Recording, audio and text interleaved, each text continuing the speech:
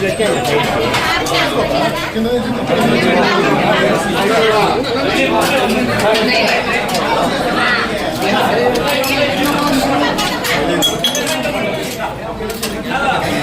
శుక్రవారం అందరికీ చెప్పిన రోజు శ్రావణ శుక్రవారం అంటే నూతనం అలాగే ఈరోజు నిన్న స్వాతంత్ర దినోత్సవం రోజు అక్కడ మా బసవతారక ఎండోమెట్రిక్ క్యాన్సర్ హాస్పిటల్ ఏదైతే అమ్మగారి పేరుతో ఉందో అండ్ రీసెర్చ్ ఇన్స్టిట్యూట్ హైదరాబాద్లో మేము అక్కడ జెండా ఎగిరిపేయడం జరిగింది. అందుకని నేను ఇక్కడ కావడం ఇవాళ నాన్నగారి పేరుతో నిన్న అమ్మగారి పేరుతో ఉన్న ఆసుపత్రిలో జెండా ఓపెన్ చేయడం ఇవాళ అనుకోకుండా ఇక్కడ అన్న క్యాంటీన్ అయితే ఏదైతే అన్న అంటే ఎవరు ఇంకా ఎంత మరి తారక రామారావు ఆయన ప్రారంభించడం జరిగింది. అక్షయ పాత్ర వారు ముందుకు వచ్చారు, వాళ్ళతో టైఅప్ అయ్యి ఈ యొక్క అన్న క్యాంటీన్ ప్రారంభించడం 5 రూపాయలకి టిఫిన్ కానివ్వండి, మధ్యాహ్నం లేకపోతే రాత్రి భోజనాలు కానివ్వండి. అలాగే ఇప్పుడు నిన్న గుడిపేటలో ఆయన ప్రారంభించడం జరిగింది ఒక అన్న క్యాంటీన్.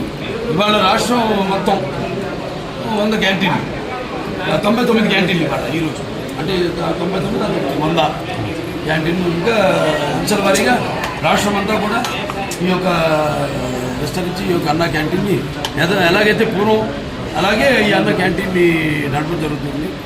ముఖ్యంగా ఈ యొక్క రోజువారీ కూలీ నాలి చేసుకునే వాళ్ళు, అంటే ఆర్థికంగా దారిద్ర్య దిగువ రేఖ ఉన్నవాళ్ళు, కష్టపడి రెక్కాడితే కానీ డొక్కాడని వాళ్ళకి మరి ఈనాడు ఎంతో పుష్టికరమైన ఆహారం. మీకు తెలుసు అక్షయ పాత్ర వాళ్ళు అంటే మా క్యాన్సర్ హాస్పిటల్ కూడా వాళ్ళు చేస్తుంటారు. వాళ్ళ ఎంత నాణ్యంగా ఉంటుందో వాళ్ళ అలాగే ఎంత పౌష్టిక ఆహారం. 2 నీరు, అది ఆహారం, అన్న క్యాంటీన్లు, నీరు. మరి ఈనాడు హెచ్ఎన్ఎస్ఎస్ ద్వారా వెల్లపల్లి ద్వారా మనం నీళ్ళు అందించడం జరిగింది. అన్ని చెరువులు కూడా డైరెక్ట్గా హిందూపురం పట్టణానికి ఈ యొక్క దారిని సమస్యలు తీర్చాము. అలాగే ఇంక ముందు ఉన్న పనులు ఉన్నాయి. మీరు చేసుకున్న అదృష్టం మళ్ళీ మీరు తిరిగి తెలుగుదేశాన్ని పార్టీని అధికారంలో తీసుకురావడం. సో ఇవాళ అన్ని పనులు చంద్రబాబు నాయుడు గారికి మన హిందూపురం అంటే ఒక ప్రత్యేకమైన అభిమానం. వెంటనే ఆసుపత్రి కూడా డెవలప్ చేయాల్సింది ఉంది. కలెక్టర్ గారి చైర్మన్ దానికి మొత్తం మాకు నేను వైస్ చైర్మన్, మిగతా మెంబర్స్ ఉంటారు. వాళ్ళందరికీ కూడా చర్చించి మేము కావాల్సినవన్నీ కూడా మేము లిస్ట్ తీసుకోవడం జరిగింది. ఏం పరికరాలు కావాలి, ఏమున్నాయి, ఏవి తగినంత సిబ్బంది లేకుండా ఎందుకు అవి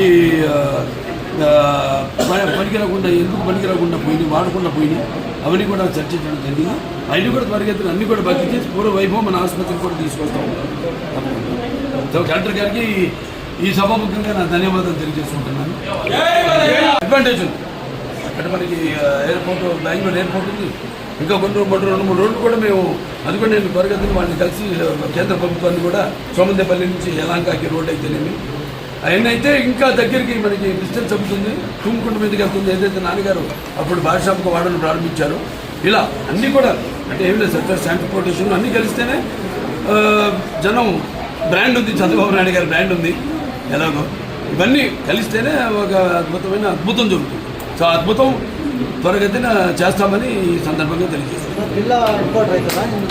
చూద్దామని తీసుకెళ్ళా ఆయన దృష్టి తీసుకెళ్ళాం అంతవరకు. మరి అటువంటి నిర్ణయం తీసుకుంటే దాన్ని మేము కట్టుబడి ఉంటాం. పేరు మాత్రం అదే ఉంచమన్నాం.